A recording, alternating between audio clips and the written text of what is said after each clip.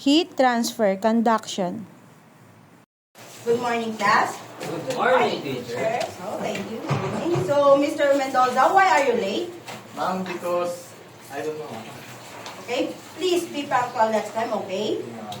Okay. So now we have a classroom rules, but first we were going to check the attendance. Mr. Robinson, kindly check the attendance, please. Is there any absences today? None, ma'am. Okay, very good.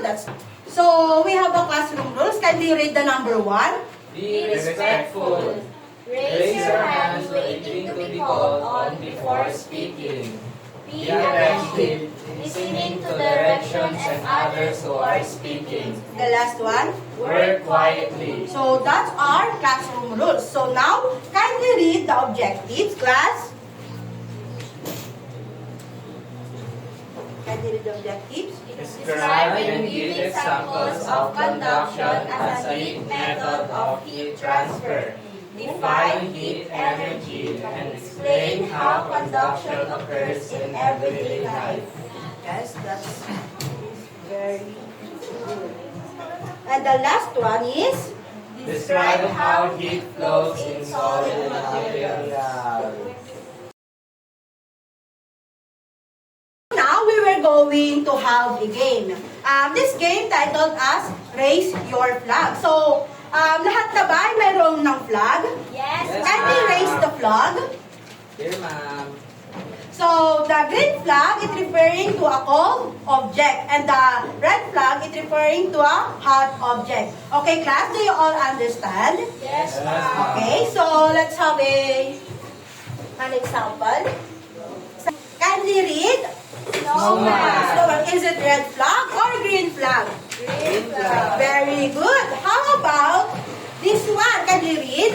Ice. So, in Tagalog, Yellow. yellow. Very good. So, is it green flag or red flag? Green flag. Green flag.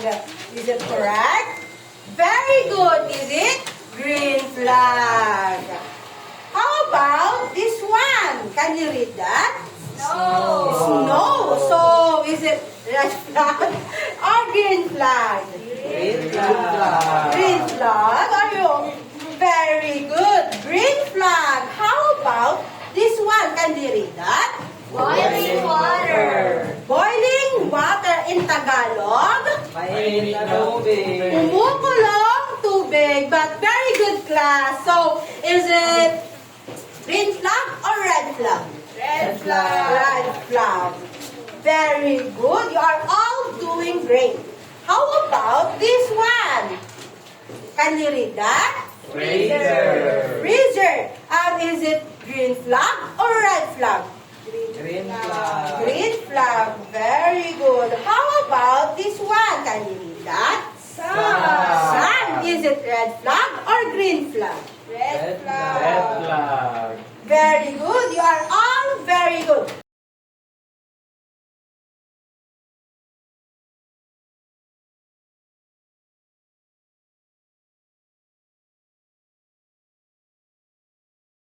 So now, we were going to have an experiment. So, sino na excited sa inyo na mag-experiment? Pakita sa kamay. Ako.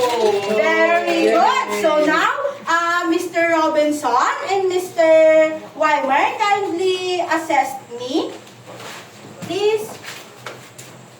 So, Mr. Robinson, kindly put this. You, Mr. Weimer Mendoza, kindly ipunta mo muna ito doon. Sige, thank you. Pakilagay na lang yan. Thank you, students. So now, we're going to have an experiment. Miss Thea Marie, kindly go in front and kunin mo yung thermos natin. Oh no, sorry, what do you call that? Kettle. Yes, very good. Thank you, Thea Marie Kaila. Please be careful. Be careful. Sige, maupo lang kayo. So now, we were going to have an experiment. This experiment will explain how heat transfer. So, ang example ng heat transfer na ito is a conduction. Can you read what is conduction? Conduction is when energy is transferred from a hotter region to a colder region in a substance by the particles vibrating. Wow, very good. Alam niyo na kung paano magbasa. So now we're going to have an experiment. First, Ma'am Thea Maricarla Cabanilla, come here in front. Kindly put the the water, sorry, I will assist you because you need a teacher assistant. Guys, kapag ginagawa nyo to, pag-ingat lang, baka kasi mapasok kayo, okay? Yes, yes. Okay? Miss Cabanilla, kindly put the metal spoon and the wooden spoon. Thank you.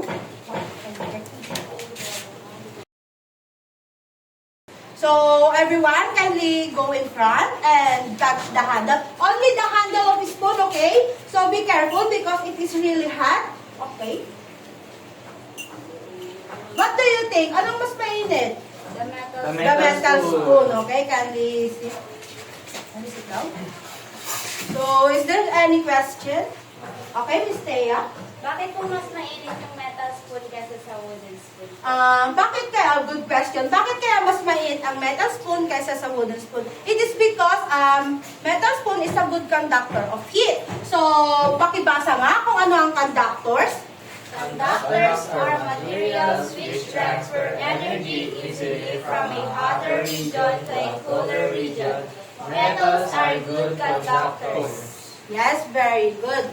Then, the wooden spoon naman, it is an example of insulator. So, ang insulator kasi is isa siyang material na nangbablock or nagre-resist sa init. Okay? Nagre-resist ng init papunta doon sa metal, sa wooden spoon. So, everyone, may mga katanungan pa ba kayo? Okay, Mr. Weimer? Ano po yung mga iba pa pong example ng conductors, ma'am? Ang iba't ibang example ng conductor, maliban sa metal, pwede din yung aluminum, yung copper, and the gold. Okay? How about you, Mr.? Di ba may tanong ka kanina? Yes po, ma'am. Ano yun? Ma'am, ano po pa yung mga examples ng insulators po? Ang example ng insulators, meron po tayong styrofoam, fabrics, and woods. Okay? Lahat na ba ay naintindihan ang ating lesson ngayon? Yes, ma'am. So ngayon, magkakaroon kayo ng activity. Ito naman ay group activity. You have 10 minutes to finish this. Okay, class? Yes, Okay po, ma'am. ma'am.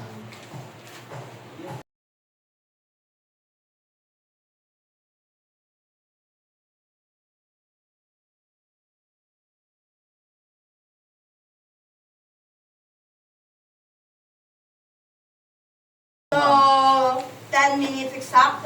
So, time's up. Leaders, come in front and discuss your activity. So, can you read the question number 1? Imagine you did the experiment again, but the water was only warm, not hot. How would this change your observation about the metal spoon handle? The metal spoon will not get warm because the water is not hot enough. Very good. So now, may tuturo pa pala ako sa inyo na clap. So, 1, 2, 3. Ang galing. Ang galing. Galing, galing. Okay, lahat na tayo? Ang galing. Ang galing. Ang galing, galing. Very good, class. So, tama naman yung answer nyo, pero i-discuss ko lang.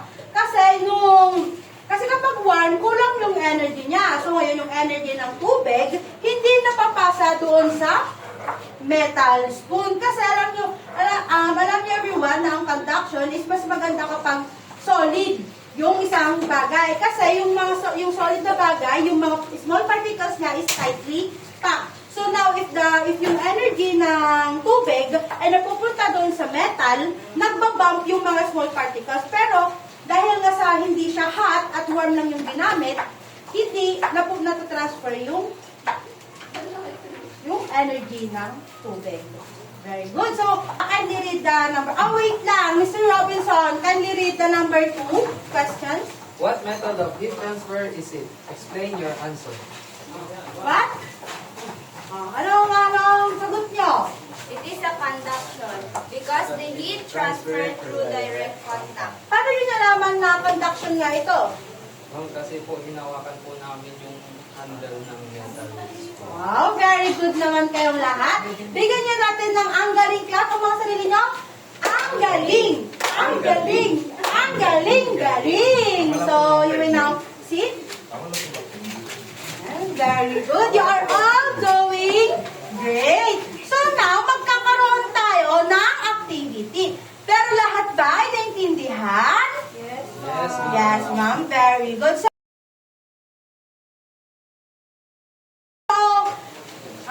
Mr. Robinson, kindly pakipasa nga itong mga activity niyo sa mga kaklase mo. Thank you.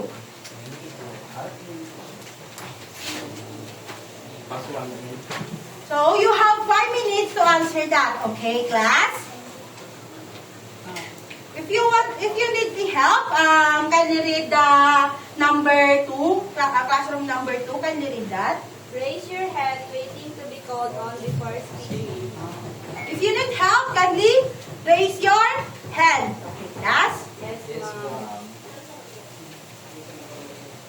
Lahat na ba may activity sheet na? Yes, Yes, ma'am. Okay, start to answer na. Ma'am, ang bulletin ko ha. Dapat kapag papasok kayo, may mga ballpen na po kayo. So, pink pero ito. Sige, sagot, siram mo muna.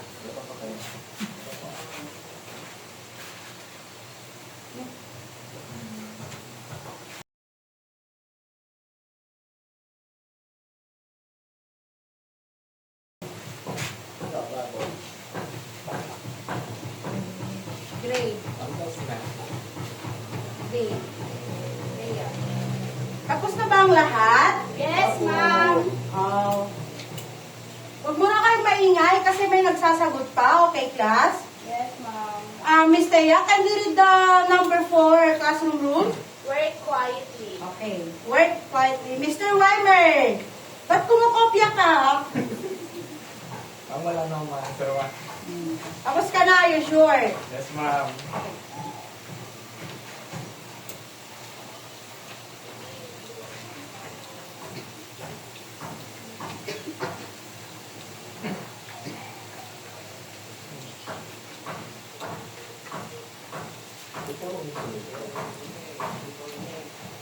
Are you all done? Yes, po. So, kindly pass your activity. Mr. Robinson, can you assist? Thank you. Ay, wait. In here. Ipasa mo sa kanila, tapos check nyo. Exchange paper, ha?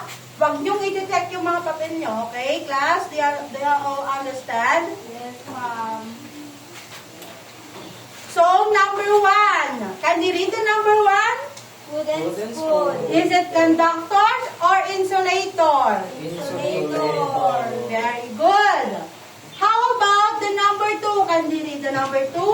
Nail. Nail. Is it conductor or insulator? Conductor. Mr. Robinson, can you read the number 3? Hat. Is it conductor or insulator? Insulator. Very good. Bigyan naman natin siya ng ang galing clap. Ang galing. Ang galing. Ang galing, galing. How about the number 4? Miss Thea? Tire. Is it insulators or conductor? Insulator, ma'am. Very good. Bigyan natin siya ng ang galing clap. Ang galing. Ang galing. Ang galing, galing.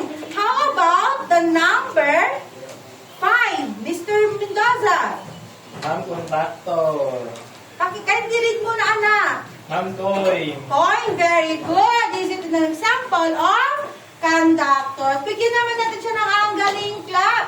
Ang galing. Ang galing. Ang galing, galing. How about the number 6? All of you, can you read the number 6? Plastic Cup. cup. Is it insulator or conductor? Insulator, ma'am. Insulator. Very good. the number 7? Eve. It's very good. Is it conductors or insulator? Insulator. Very good. How about the number? What number are we? 7, ma'am. 7. Okay, thank you. Number 7. Can you read? Metal scissor. Is it conductors or insulator? Insulator. There. No! Tractor, ma'am. Metal scissors is conductor. From the word metal. How about the last one? Is it conductors or insulator? Insulator. Very good, insulator. So, lahat ng naka-perfect plus 1. Para maging 10. Very good. Hindi ako naka-perfect. Paano So, who got 10? Wow! May prize ka sa... May prize ka sa... Walang perfect. Walang... Walang naka-perfect. Walang perfect! Mali ko Oh. yung plastic at Mali. Who got... Oh, Thea got 8. Weimer got 8. And Robinson got 8. Oh, bigyan nyo naman pa ng ang galing clap yung mga sarili nyo because you got 8. 1, 2, 3. Ang galing! Ang galing! Ang galing! Galing! Very good. So now, very good kayong lahat. Mayroon kayong assignment. Ngayon, ito ang assignment nyo. We're going to define the term heat, temperature, conductions, insulator, and conductor in your own words. Okay? Do you all understand, class? Yes, ma'am. Lahat na ba ay nasa GC na? Yes, ma'am. Isasend ko na lang sa inyo doon. Gusto nyo? Yes, ma'am. Okay, class. Who wants to lead the prayer? Ma'am, ako na lang po. Okay, very good, Mr. Robinson. Can we go in front and lead the prayer? So let's bow our heads and feel the presence of the Lord. Sana po ay gabayan niyo po kami na ligtas papunta sa aming tahanan. Sana po ay natutunan po kami sa tinuro ni Ma'am Felicity. Yun lamang po, maraming salamat po sa lahat po. Amen. Amen. Goodbye, class. Goodbye, and thank you, Ma'am Felicity. Goodbye.